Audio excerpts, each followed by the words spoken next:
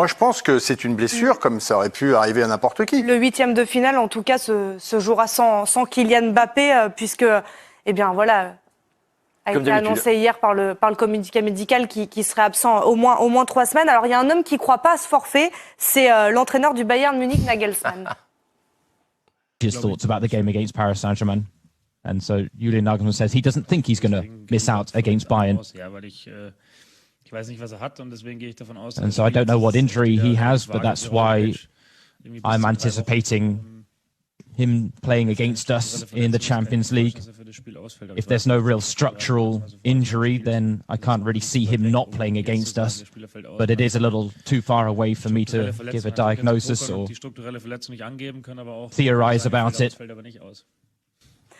Vous croyez, Mika, au coup de bluff du PSG concernant Mbappé? Non, pas du tout. Il faut qu'il change de site pour voir vraiment la lésion de Kylian Mbappé. Non, je ne pense pas que le PSG s'amuserait à faire de tels... Bon, on a vu d'autres.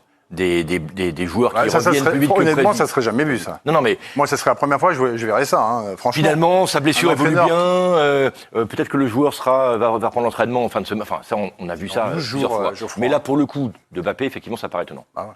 Alors même si Nagelsmann en doute, il y aura une absence de marque normalement le 14 février prochain au PSG, au Bayern aussi, puisque Sadio Mané sera certainement forfait. Voilà ce qu'a déclaré Nagelsmann aujourd'hui en conférence de presse. Nagelsmann qui a également évoqué le forfait annoncé par le Paris Saint-Germain de Kylian Mbappé. Il ne veut pas y croire. 3 semaines d'absence évoquées par le PSG concernant Kylian Mbappé blessé cette semaine à Montpellier. Et là, justement, on se projette sur ce 8e de finale.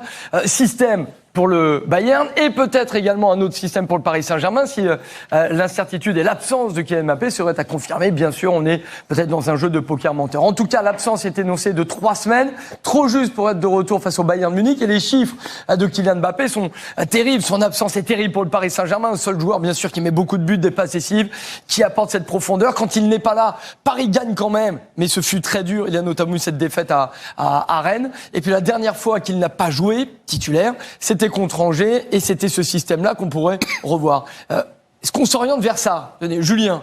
Est-ce qu'on s'oriente vers ce système? Julien, votre avis, on écoute Christophe Galtier juste après. Ouais, on peut s'orienter vers ça, mais on peut aussi s'orienter vers un 4-4-2 en losange. Et je pense que c'est ce que semble privilégier Christophe Galtier à l'heure actuelle, avec une pointe haute et une pointe basse. Mais après, celui-ci est possible aussi. Mais moi, je suis un peu de l'avis de Nagelsmann. Je pense que Kylian Mbappé sera de retour pour jouer le Bayern de Munich. Écoutez Christophe Galtier, en tout cas sur la réorganisation en l'absence de Kylian Mbappé. Je ne pense pas que Kylian ait trop joué. Et est-ce que c'était évitable? À partir du moment où vous jouez, il y a toujours une part de risque. Son registre, toujours placé là où il doit être placé, dans la zone dans laquelle il aime évoluer. Et après, c'est aussi aux joueurs autour de Léo, aux joueurs qui vont remplacer à la fois Né et Kylian sur cette série de matchs, d'élever leur niveau de jeu, d'être très disponible et de saisir des opportunités, de jouer. Et ce sera notamment le cas contre Toulouse. Je rebondis sur ce que disait Julien, vous le voyez jouer contre le Bayern, Pat ? Moi, ça me paraît difficile. C'est-à-dire que l'absence, c'est une chose, mais est-ce que c'est de l'absence de compétition ou l'absence d'entraînement? Parce que si c'est pour rester sur les 3 semaines, 2 semaines à l'infirmerie, ça, c'est évident que c'est impossible à jouer. Sur le plan physique, il n'aura pas... Le communiqué du PSG, c'est 3 semaines d'absence. Alors voilà, donc 3 semaines d'absence. Mais est-ce que c'est 3 semaines d'absence parce que soin et pas d'entraînement du tout, ce qui, évidemment, rend impossible son retour par rapport à ça. Si c'est 3, 4, 5, 6 jours de soins et ensuite 7-8 jours de remise en jambes, là, on l'a bien vu avec d'autres joueurs, c'est possible. On suivra toute l'actualité. Ouais, mais on le verra bien, il faut voir aussi par rapport au calendrier, parce que ça a son importance. Qui joue pas contre Toulouse, c'est une chose. Qui joue pas contre Marseille, en est une autre en Coupe de France, même si c'est à l'extérieur, même si on peut raconter plein de choses. Mais c'est un match de prestige, c'est un match de gala. Et ça peut avoir de grosses incidences. Bien sûr. Et après, il y a Monaco. Ce sont les 3 matchs avant le Bayern. Si sur ces 3 matchs, il ne rentre pas, et Pat pourra peut-être le confirmer, je vois mal le débuter et le lancer sur un match de Paris Saint-Germain. Par contre, ne pas galvauder ses matchs sur le match, ses chances sur le match retour, et on attend le match retour ou le match face à Lille, le match à Marseille pour le préparer pour le match retour. Là oui, mais s'il y a un communiqué de presse officiel, alors moi je pense pas que aussi loin du match, je pense pas qu'on sorte aussi rapidement du bois. En espérant que le PSG ait encore la possibilité de se qualifier à l'extérieur. L'absence d'Mbappé quand même. Au-delà, parce qu'on a vu les résultats, ça s'est plutôt bien passé. Contre Angers, c'était Ekitike. On voulait vous montrer ça. Ekitike, c'est 3 petites apparitions en Ligue des Champions cette saison. Quid de l'état de beaucoup de joueurs pour beaucoup de clubs, et Paris commence là à être un petit peu touché. Contre Angers, on avait Messi en soutien d'Ekitike et de Neymar. Sur la victoire à Clermont-Ferrand, on avait Messi seul devant, Neymar côté gauche et Sarabia qui est parti, je crois, de côté de Wolverhampton. Ouais. Donc on n'a pas non plus de point de... Il n'y a pas vraiment côté gauche, même là, contre Angers, mais pas de point de tout le monde bouge partout. Oui. Ah ouais, d'accord. Neymar joue en soutien. À force de bouger partout, on n'est nulle part. Hein. Ah bah oui, ça c'est... Oui, mais en tout cas, moi, là, ce qui m'a marqué face au match à Montpellier, t'as parlé de la sortie d'Mbappé, moi je trouve que ça a un peu libéré aussi les milieux de terrain.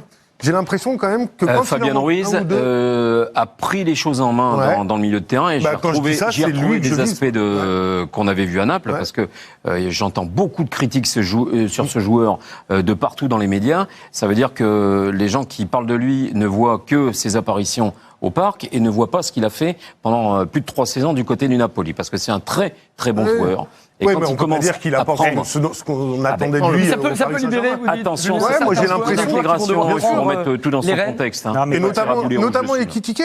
Parce que tu le disais tout à l'heure, c'est vrai que quand il est au milieu de Messi, de Neymar ou d'Mbappé, il a forcément une pression supplémentaire, il est forcément plus tendu, il joue pas libéré. Là, à Montpellier, pareil, lui en seconde période, j'ai trouvé qu'il avait montré des choses beaucoup plus intéressantes. La difficulté de rentrer dans cette équipe du PSG et d'apporter qu'on soit un jeune joueur comme Ekitike ou un joueur comme Firmé, on veut pas marcher sur les plates-bandes. Comme tu le dis, Philippe, par rapport à Fabien Ruiz, c'est qu'il n'y a jamais de système établi en place où on prend un joueur, on le change, on fait du poste pour poste. C'est pour ça que c'est très difficile d'aller critiquer et faire une analyse. Oui, c'est pour ça que je dis que même pour des Fabien Ruiz qu'on connaît, il n'arrive pas au PSG comme ça, comme un inconnu, avec ce qu'il a fait à Naples et ainsi de suite. Mais pour autant, rentrer dans ce type d'équipe, c'est vraiment pas évident. C'est le cas de plein de joueurs. On peut faire une vraie liste de plein de joueurs qui sont arrivés à Paris, qu'on a trouvé flamboyants dans d'autres clubs et dans d'autres championnats. Et quand ils arrivent ici, il se passe quelque chose.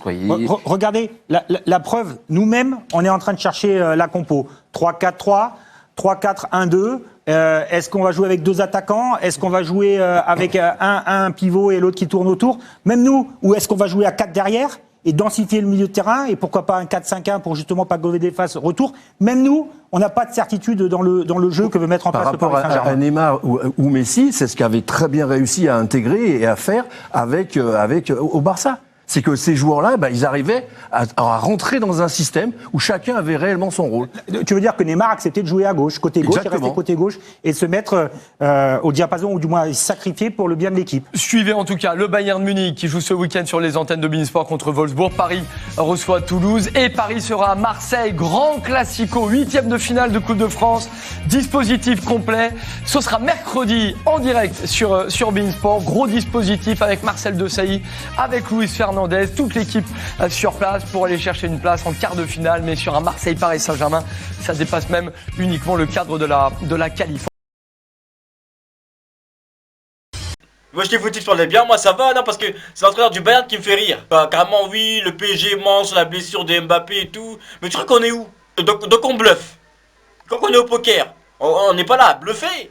Donc le mec, on dit qu'il est absent pendant 3 semaines, et donc on va le garder de côté, il va jouer des matchs en cachette, avec les jeunes, avec les U21, il va jouer des matchs en cachette, et voilà, et il sera de retour pour jouer contre le Bayern. Mais faut arrêter la théorie du complot. Limite on va prendre des photos d'Mbappé, pas pour rassurer les fans, mais pour rassurer Nagelsmann, pour rassurer les Allemands. Parce que les mecs, limite, ils y croient pas, tu vois, et il vaut mieux qu'ils y croient. Parce que la dernière fois que les Allemands ont cru à un complot, dans l'histoire, on sait ce qui s'est passé. On sait très bien ce qui s'est passé la dernière fois. C'était sombre. Donc vaut mieux qu'ils croient vraiment à la blessure qu'à un complot. Vraiment. Mais vraiment, on parle du Bayern. En vrai, tout le monde a peur du Bayern. Mais faut pas oublier que de leur côté, Mané est aussi blessé. Leur meilleur buteur est blessé. Leur star est blessé. Parce que là on parle de Choupo-Moting et tout, oui mais Choupo-Moting, vous allez pas nous faire croire qu'il est devenu Lewandowski. Faut arrêter. Non mais on dirait, t'écoutes les gens, on dirait que c'est Lewandowski en noir. Alors que non, comment il joue, c'est Lewandowski dans le noir, tu vois. Il rate encore beaucoup de choses que Lewandowski aurait mis facilement. Et j'ai l'impression que Moting, il y croit. Il se prend pour Lewandowski. Il sait plus qui il est. Alors que non, c'est très bien qui tu es. Ah non, on a bien vu. En 2020, contre Strasbourg, l'action que tu rates, il y a des joueurs défensifs, comment il a fait pour la mettre? Mais toi, on s'est carrément dit, comment t'as fait pour la rater? Non, mais même des défenseurs auraient pas pu la sauver. Choupo-Moting le buteur, Choupo-Moting le sauveur plutôt. Donc nous, on sait qui tu es. On n'a pas peur, ton attaque. Alors manque aussi Neuer. Faut dire la vérité, Neuer, c'est le mur des Berlin. Ils ont un nouveau gardien. C'est la chute du mur de Berlin, c'est pas la même. C'est pas le même gardien, c'est pas le même niveau. C'est pas la même chose. Ils ont encore Pavard au côté droit. Benjamin Bavard, le mec qui parle, oui, c'est pas mon poste, voilà pourquoi je suis pas bon en équipe de France. On te voit en tant que défenseur au Bayern. Et t'es toujours pas bon. Non, on l'a vu contre Leipzig, contre Dani Olmo. Ah, il t'a fait passer par tous tes états, t'es passé par toutes tes positions. À la fin du match, on s'est posé des questions. On l'a renommé Dani Homo, carrément. Lui-même, il est venu à la fin du match, il a dit non, j'aime les femmes, carrément. Il a dit, j'aime jouer contre Pavard, mais j'aime les femmes, carrément. Les seuls joueurs qui me font peur, je vais le dire, c'est Leroy Sané, Gnabry et Coman. Mais, en même temps, on peut les contrecarrer parce que c'est 3 joueurs avec le même profil. 3 joueurs avec beaucoup de vitesse. Il leur faut de la profondeur. Il faudra vraiment faire un gros pressing sur eux. Il faudra vraiment pas leur laisser d'espace. Et peut-être, pourquoi pas, jouer en transition ou jouer en contre. Mais pour moi, le Bayern en Bundesliga, on voit qu'il galère. On parle beaucoup du PSG, mais le Bayern aussi... Faut arrêter d'être pessimiste. T'en es trop pessimiste, on critique, faut arrêter. On va se calmer un peu. Après, faut pas être trop optimiste, parce qu'avec le PSG, on connaît. Mais faut être réaliste. Voilà, moi franchement, je vois peut-être même un match nul. Et ce Bayern là, pour moi, vraiment, à domicile, il est prenable. On peut faire moins un match nul ou une petite victoire. Un petit vol. Voilà, on peut faire un petit vol, pour moi. Voilà. Mais dites-moi ce que vous en pensez pour vous. Est-ce que le Bayern, malgré Neuer, malgré Choupo-Moting, tu vois, malgré un Pavard, malgré l'absence de Mané, ils vont écraser le PSG? Ou est-ce qu'il faut relativiser et être un peu optimiste? Parce que le Bayern a aussi des absents. Nagelsmann, on l'a bien vu contre Villarreal l'année dernière, il a quand même perdu. Donc c'est pas le même Bayern, c'est pas le Bayern de Ribéry et Robben, c'est pas le même Bayern. Donc dites-moi ce que vous en pensez dans les commentaires. Et on se capte plus tard.